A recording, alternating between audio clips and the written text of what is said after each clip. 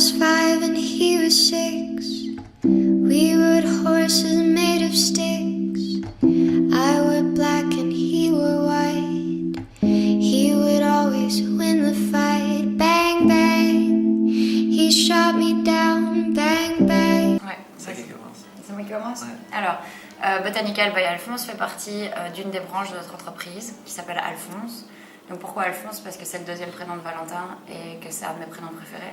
Donc dans Alphonse, dans l'entreprise, il y a 3 branches. Botanical by Alphonse, qui est un bar basé sur la botanique, comme son nom l'indique. Alphonse Caravan Bar, qui est de la mixologie mobile qu'on essaie de proposer partout en Belgique. Et aussi une branche de consulting.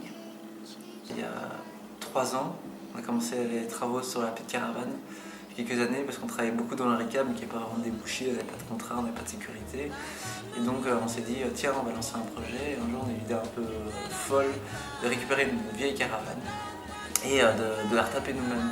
Enfin, le problème, c'est qu'il fallait trouver une caravane, on a moins de 2 mètres à l'intérieur pour pouvoir tenir debout. Et donc on a dû aller au fin fond de la Hollande pour la trouver. Et heureusement, les Hollandais qui ont une très bonne habitude de conservation des caravanes, et on a pu la retaper complètement et lancer notre concept maintenant. Donc il y a 2 ans, ça a pris plusieurs mois pour les travaux et puis des finillages. Et quand on a commencé avec les caravanes, on avait pas grand chose, on n'a pas de fonds personnel, hein, on a vendu.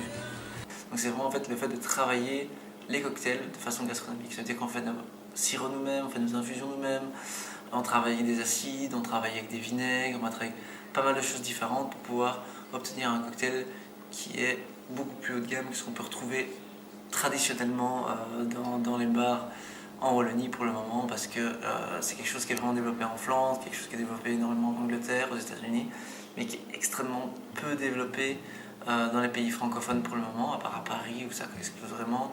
Et donc nous, notre but, c'est d'amener en Wallonie ce projet, de dire voilà, vous faites la fête le week-end, vous aimez vous amuser, mais vous pouvez le faire de la bonne façon, c'est-à-dire pas forcément en buvant un rhum cola, je ne citerai pas la marque, mais en buvant un cocktail qui vous coûtera la même chose, mais dont tout est fait maison dedans et qui respecte aussi votre organisme sans ingérer des conservateurs et différents produits chimiques que vous n'avez absolument pas envie d'ingérer. C'est la suite en fait d'une réflexion en se disant maintenant les gens font attention à ce qu'ils mangent, donc ils mangent bio, ils essayent de manger local et au final, comme Valentin dit, le vendredi soir on abandonne toutes ces bonnes habitudes et on va voir des trucs industriels qui sont infâmes.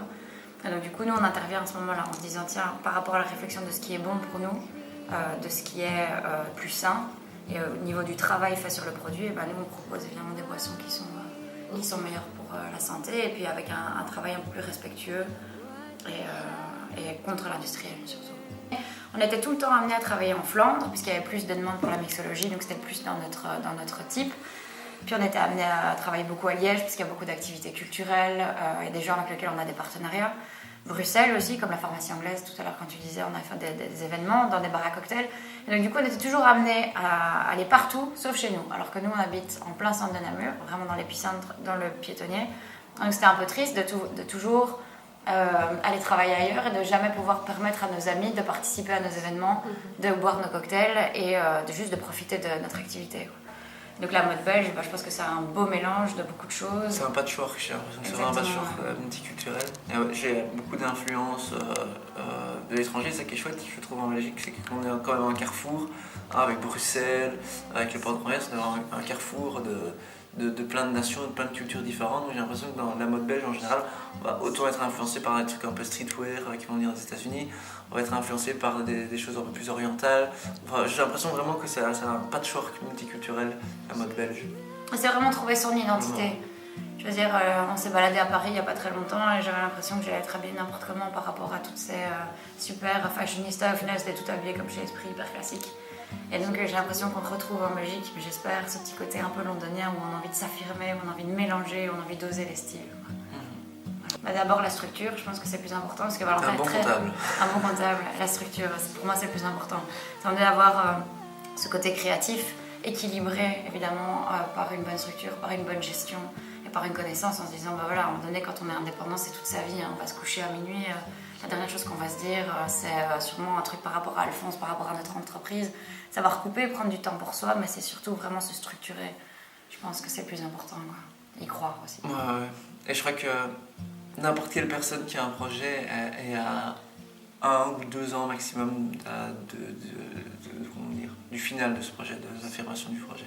Je pense qu'à un moment donné, il faut connaître son objectif et surtout quand on est indépendant, c'est pas avoir l'objectif de l'argent, c'est d'abord d'être passionné et de faire ça jusqu'au bout, quoi. C'est déjà vraiment, comme elle dit, c'est vraiment un confort au finish, même si t'as plus de thunes à la fin du mois, même si tu dois te donner la TVA, c'est quand même un vrai confort de se dire, voilà, j'ai quand même payé mon loyer, j'ai à manger. Je suis indépendant, autonome, et j'ai fait tout. Et surtout, je ne dois pas être 38 heures par semaine assis dans un horrible bureau. C'est ça l'objectif, et je pense que n'importe quelle personne qui a un projet, qui est passionnée, à partir du moment où tu fais un truc et que tu dis j'adore ça, je veux faire ça toute ma vie, tu as 1 an ou 2 ans maximum, je pense, de réussir ce projet. Si tu mets vraiment tout ton cœur et toute ton énergie dedans, tu peux y arriver.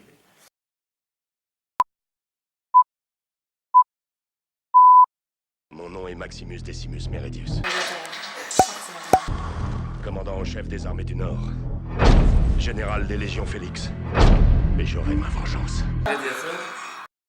This is my rifle. There are many like it, but this one is mine. My rifle is my best friend. Comment ça s'appelle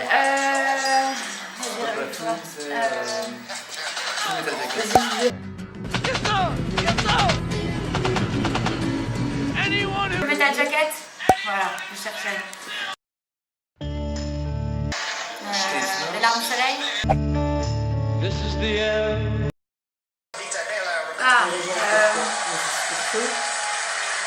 La vie est belle. Mais comment Principessa. Comment t'as fait? La musique. C'est pas la vie est belle. Ouais,